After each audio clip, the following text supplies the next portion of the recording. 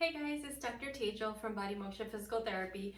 Today for Triathlon Thursday, we're going to talk about hamstring tendinopathy because it tends to be a very common injury that a lot of runners and triathletes do end up having. So the one thing I do want to tell you is firstly, make sure that when you have an active, painful hamstring tendinopathy, make sure that you're avoiding sitting for prolonged periods of time. You want to try to avoid compressive forces through the hamstring tendon as much as you can. Usually your pain will be up in through the sitting bone area. So when you're sitting and going in this direction and putting any pressure, that's called compression, and that's going to irritate the tendon even more.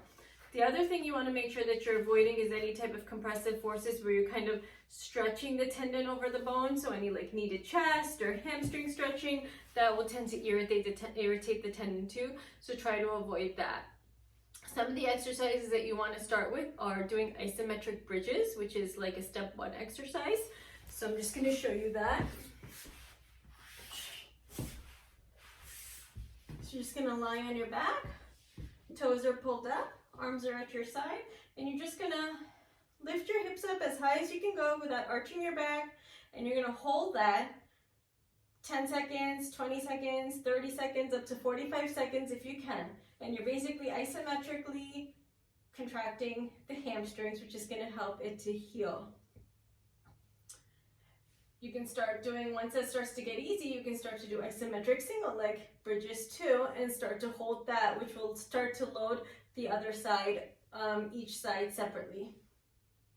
Okay, the other one that most people tend not to do or think about is the long leg bridge. So it's going to get a different portion of the muscle.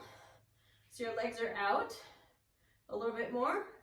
Instead of being at a 90-degree angle at the knee, you're going to go out to about 30 degrees. And you're going to lift here. So it's going to load the hamstring differently.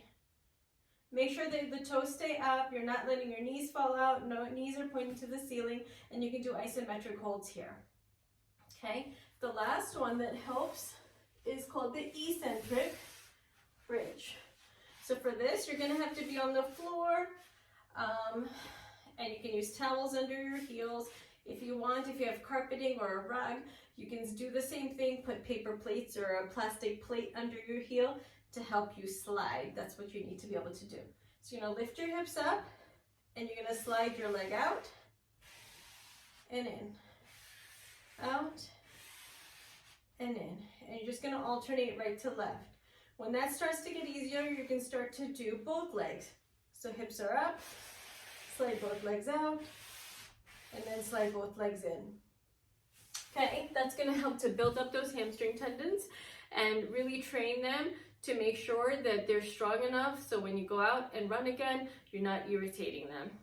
Okay, if you have any questions, please feel free to email us, text us, or comment, or reply back to the email. Thank you.